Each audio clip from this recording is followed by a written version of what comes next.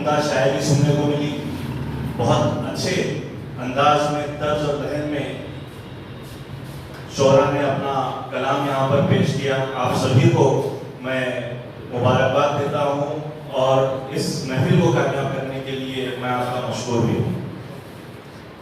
ٹیپو سلطان رحمۃ اللہ علیہ ایک ایسی شخصیت جس کے بارے میں ہندوستان کے گوشے گوشے سے اگر کسی ایک شخص جو ہندوستان کی آزادی کے تعلق سے جانتا ہے وہ واقف رہے بنا رہ نہیں سکتا۔ لیکن ہم کچھ تاریخ کا اگر مطالعہ کریں تو بہت ساری باتوں کا انکشاف بھی ہوتا ہے۔ ٹیپو سلطان رحمۃ اللہ علیہ 1792 میں ان کی تیسری جنگ جو انگریزوں کے ساتھ ہوئی، وہ حالات بہت سارے لوگ واقف ہیں کہ انہیں اس انداز میں تو اپنے اولاد کو، بچوں کو انگریزوں کے حوالے کرنا پڑا، لیکن اس کے باوجود وہ 1797 میں ایک قاصد بھیجتے ہیں زمن شاہ درانی کے پاس۔ اب زمن شاہ درانی کون ہے؟ وہ ہوتا ہے احمد شاہ ابدالی کے۔ احمد شاہ ابدالی جس کو شاہ ولی اللہ دہلوی رحمۃ اللہ علیہ نے ایک خط لکھا تھا کہ آپ ہندوستان کی طرف کوچ کریے ورنہ ہمیں اس ملک میں رہنے کے لیے بہت ساری دشواریوں کا سامنا کرنا پڑے گا۔ اس وقت مراٹھا کی ایسی طاقت کوچ کر رہی تھی دلی سلطنت کی طرف اور دلی کے اوپر قابض ہونا چاہ رہی تھی کہ اگر احمد شاہ ابدالی اس ملک میں نہیں آتے تو یہ ملک میں اس وقت مراٹھاؤں کا بلبلا اور اتنا طاقت کے ساتھ عروج ہو رہا تھا کہ اس کو روکنا ناممکن ہو جاتا۔ یہ ایک تاریخ کا واقعہ ہے۔ اور جب ان کے پوتے کو ٹیپو سلطان رحمۃ اللہ علیہ نے بلایا تو وہ اس بات سے رہ نہیں سکے اور وہ کچھ کرنے لگے، پنجاب پہنچ گئے۔ پنجاب میں اس سے پہلے بھی وہ کوششیں کر رہے تھے، اسی کی وجہ سے غالباً ٹیپو سلطان رحمۃ اللہ علیہ نے ان کو خط لکھا تھا۔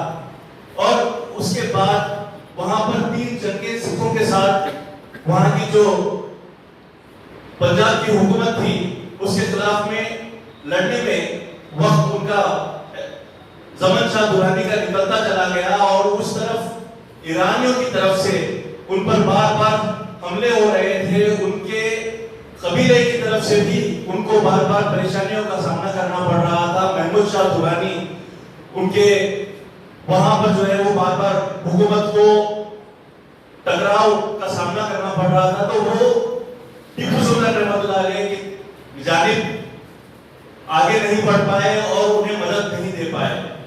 اور آپ سبھی جانتے ہیں کہ 1799 میں ایک طرف زمن شاہ درانی نے رنجیت سنگھ کو پنجاب کا گورنر بنایا اور جنوری کے مہینے میں ہی وہ واپس روانہ ہو گئے وہاں کے افغانستان کے حالات کی وجہ سے۔ اور یہاں پر ٹیپو سلطان رحمۃ اللہ علیہ چوتھی جنگ کرنی پڑی ان کو انگریزوں کے خلاف۔ اب یہ جو جنگ تھی یہ فیصلہ کن جنگ تھی۔ اس سے پہلے زمن شاہ درانی ان کو خط لکھے، فرانسیسیوں کو انہوں نے بلانے کی کوشش کی کہ وہ آئیں اور ان کی مدد کریں۔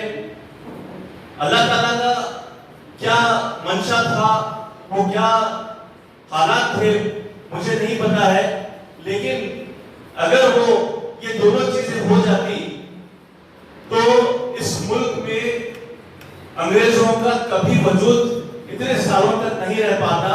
محض ان کی جو حکمرانی ہے وہ صرف 2 سے 3 سال کی رہتی۔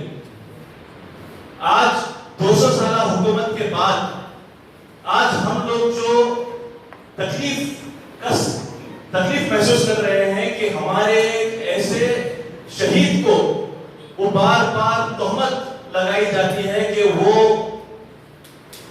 ہندوؤں کو مسلمان بنانے کی کوشش کرتے تھے، کرد کے اوپر انہوں نے بڑے مظالم ڈھائے، مندروں کو توڑا۔ ایک ٹویٹر کا ایک اکاؤنٹ ہولڈر کا میں ایک سٹیٹمنٹ پڑھ رہا تھا کہ 8000 منادر کو ٹیپو سلطان رحمۃ اللہ علیہ نے توڑے۔ یہ تمام تر جو فتنہ اور فرقہ پرست طاقتیں جو یہاں پر عروج میں آئی وہ یہ 200 سالہ انگریزوں کی حکومت کی وجہ سے رہی ہے. اگر یہ حکومت نہیں رہتی تو نہ آج ہمیں جو حالات دیکھنے پڑ رہے ہیں اس ہندوستان میں وہ پنپ پاتے, اور نہ ہی جیسے کہ آپ لوگوں نے بھی اپنی شاعری میں کہا کہ جو یہ بھگوا رنگ ہے یہ اس ملک میں چڑھتا ہی نہیں. اس ملک میں ہندو مسلمان ٹیپو سلطان رحمت اللہ علیہ جس طریقے سے حکومت چلاتے تھے, اگر وہ حکومت سرشار ہوتی اور بلندیوں پر پہنچتی تو اس ہندوستان کو جسے سونے کی چڑیا کہا جاتا تھا, اورنگزیب رحمت اللہ علیہ کے دور میں وہ سونے کی چڑیا آج کی تاریخ میں بھی برقرار رہتی اور پوری دنیا کے اوپر حکمرانی ہم ہندوستانیوں کی رہتی. یہ آج کے حالات جو ہم تمام اقلیتی طبقہ, پچھڑا ورگ یہ سبھی دیکھ رہے ہیں, یہ وہ 200 سالہ تاریخ کی وجہ سے. انگریز نہ تو یہ فتنہ پرست اور فرقہ پرست طاقتوں کو موقع دیتے, نہ ان کو اٹھانے کی کوشش کرتے کہ مسلمانوں کو, کیونکہ وہ حکمران قوم ہے, ان کو دبایا جائے اور انہیں اٹھا کر انہیں غلامی کی جو عادت